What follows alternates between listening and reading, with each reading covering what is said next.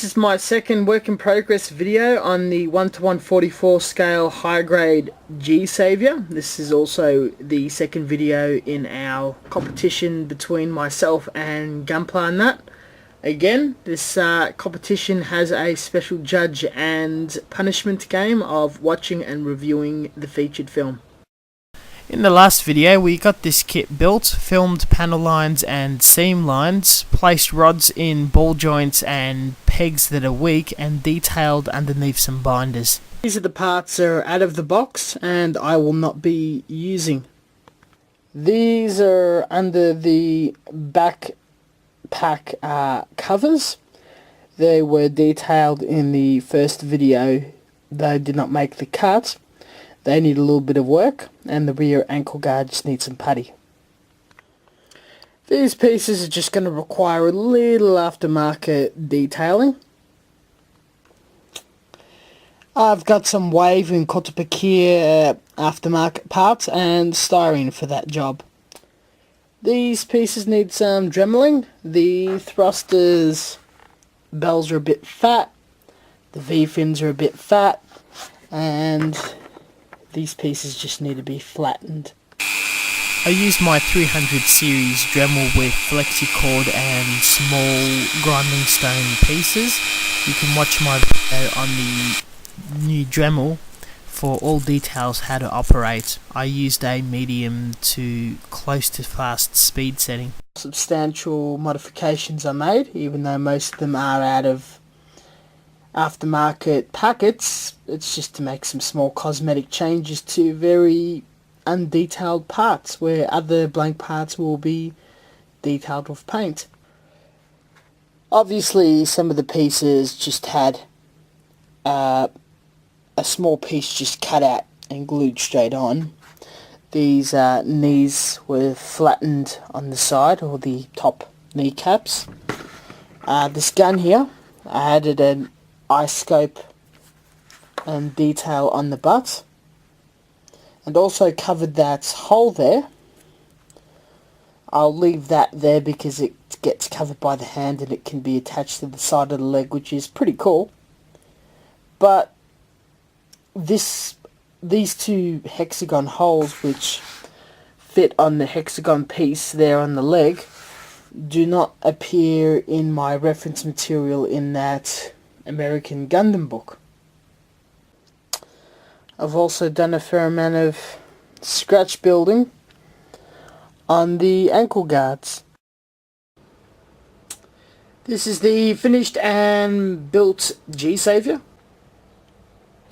At this present time some of the joints are a bit loose, I can't put them in a more dramatic pose. At the moment the changes don't look like too much, though in my belief it does definitely make a difference. It does look like the one piece, it does look like a mobile suit once the paint is, or primer is applied. It should be okay, so I'm looking forward to getting some paint on this guy. I do have to say the removal of some seam lines and some of those styrene pieces, Kotopakia aftermarket parts, does make that slight different touch. It gives some of those very boring, very naked parts a little more something to look at. These are the parts broken down as far as they could possibly go and ready for painting. All I have to do is mount and mask. This is my painting rig and scheme. Again, just like this book, I'm going to try to capture this colour scheme with a little artistic license. The aluminium outclad will be these bits and pieces, the thrusters and the binders on the backpack. We also got this red hatch bit, which would be this dark red. It's the only red piece on this kit.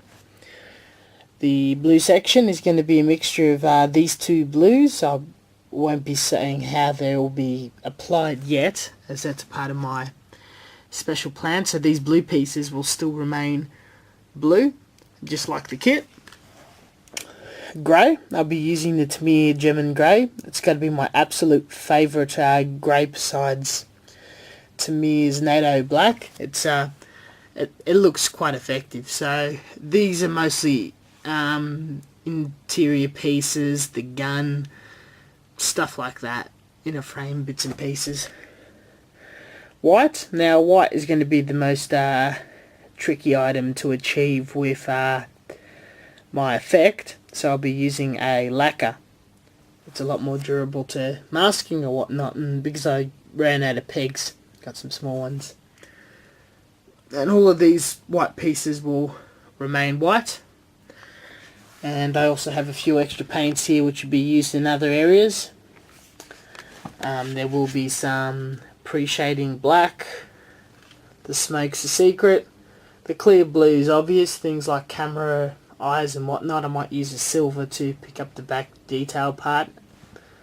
The gold for the chest piece, right there.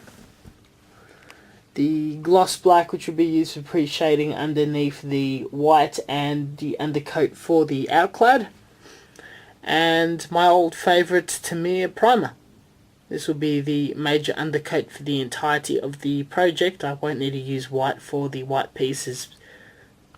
In the way of the build-off, I am well behind Gunplanut in he is halfway through his painting stage and will probably be finished within the week.